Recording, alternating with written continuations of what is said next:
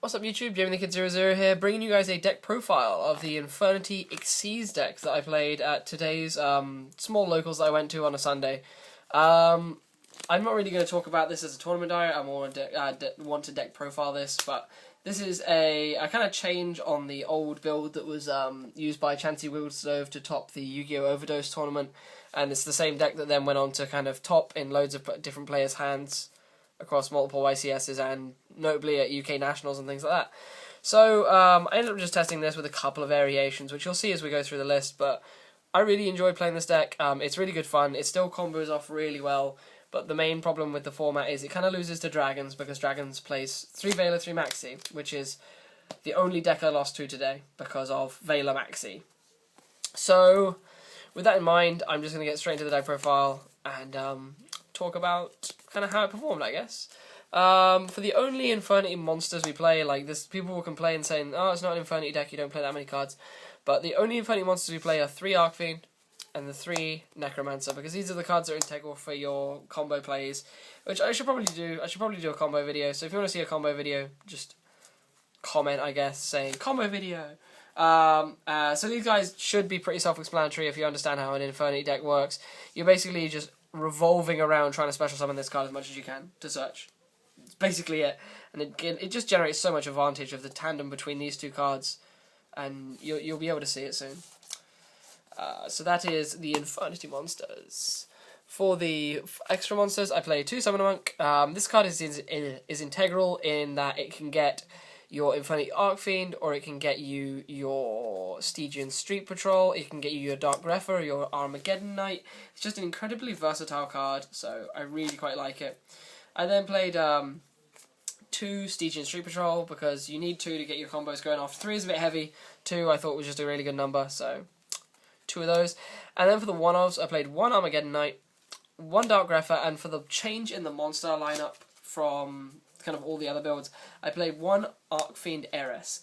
The reason why this card went in was there are so many situations where I was going off with kind of subpar hands, or hands that just don't produce the big combo, and I had Lavarval Chain, and there's situations where I really wanted to be able to search an Archfiend. I didn't want to bury something. I just wanted to be able to search an Archfiend so I could keep going off. Archfiend Heiress makes it so that you can send it to the graveyard, and then because it was sent to the graveyard by a card effect, because of the way its effect reads, it can then search you an Infernity Archfiend to the hand. Also, because of it's an if and not a when timing, this card cannot miss timing, even if it's paid for a cost, which will become relevant for some of the different cards you will see in the spell lineup of the deck. So this card cannot miss timing, so if it's sent to the graveyard, by any means, basically, except being tributed, I can search an Infernity Archfiend to my hand. So it's very, very, very versatile. So that's those. For the spells, which is the vast majority of the deck and really what keeps it running, we play the 1 Reborn, the 1 Storm, sorry, the 1 Dark Hole, the 1 Storm. There's quite a few one-offs, so I'm just going to move these over here and keep going. The 1 Foolish Burial to send all your cards to the graveyard and get you Archfiend if you should need it. The 1 Rota for your Grepher and your Armageddon Knight. The 1 Monster Gate, which I find really, really helps when you have certain dead cards, or when you're going off and you can go off more. It's just a really versatile card. And then, of course, the card that lets you win games, the 1 Infernity Launcher, which I'm kind of glad is at 1 because it's ridiculously overpowered, but if it went to 2, I wouldn't complain, because I'd play this deck all day long. So that's the one-offs. For the 2-offs, I played double Pot Duality. I'm really not that impressed with Pot Duality recently, so maybe it'll come out in future.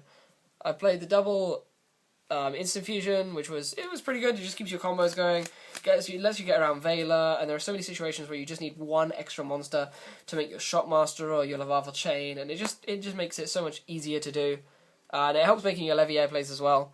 I then played double Transmodify. This is another new card that I tested today. This card was really good in tandem with, well, your only targets, which are Archfiend Heiress and Infernity Necromancer, because it allows you in situations where you only have, like, say, Necromancer Archfiend engrave, or just Necromancer Archfiend.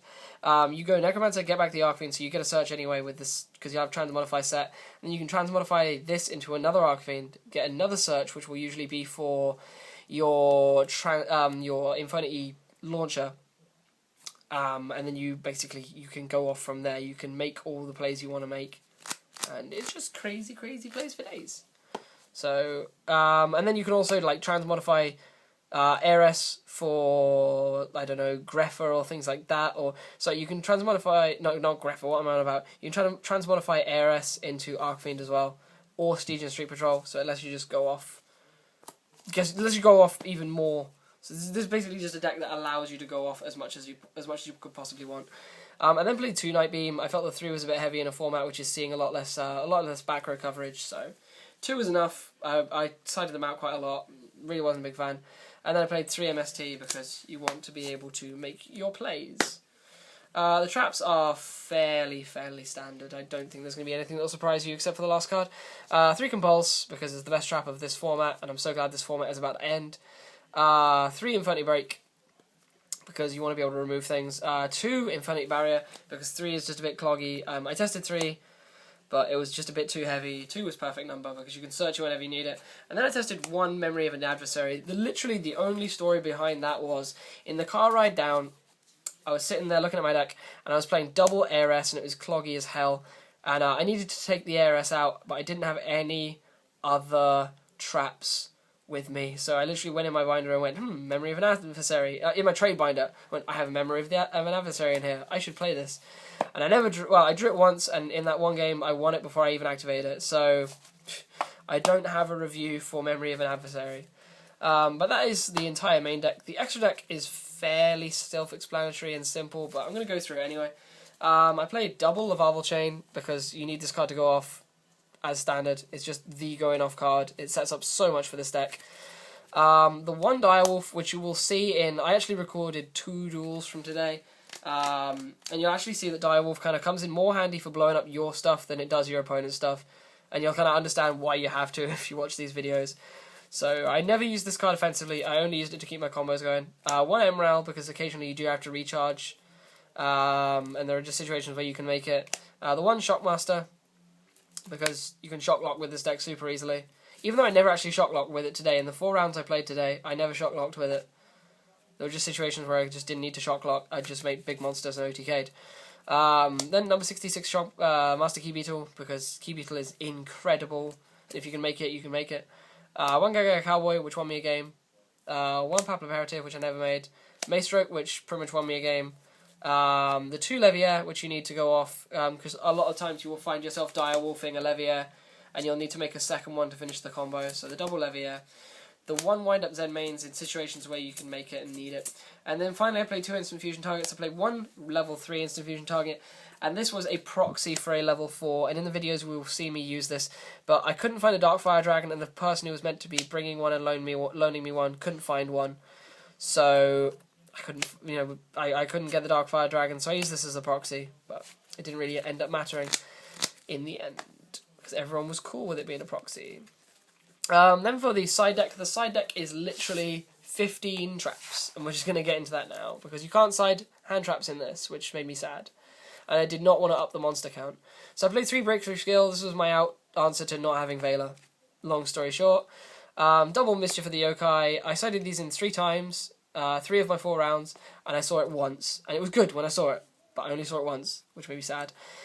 Triple Mind Drain. This was mainly put in to stop me getting Veiled and Maxi. The intention was, if I had a going off hand, I'd activate this in my opponent's end phase so they couldn't chain Maxi to it in my turn, and then allow me to go off during my turn without the fear of Maxi or Veiler, and I could just go nuts. Sadly, I sided it in against the Dragon player, which it should have been amazing against, and I never saw it. I got 2-0'd by that Dragon player, and it made me quite upset.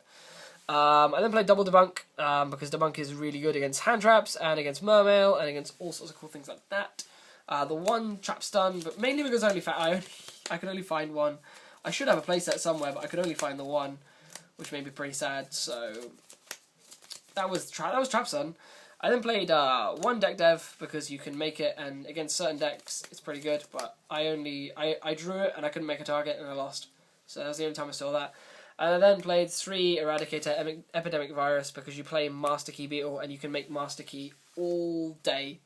So I just played Eradicator Viruses. So yeah, guys, that's about all I wanted to talk about with this list. If you have any questions and you want to see me do a combo video, please comment down below with either of those issues. If you have questions or comment or requests for the combo video. And yeah, this has been Jamie the Kid 00 with an Infernity deck profile. I hope you've enjoyed, and I will see you guys next time. Peace out. Bye.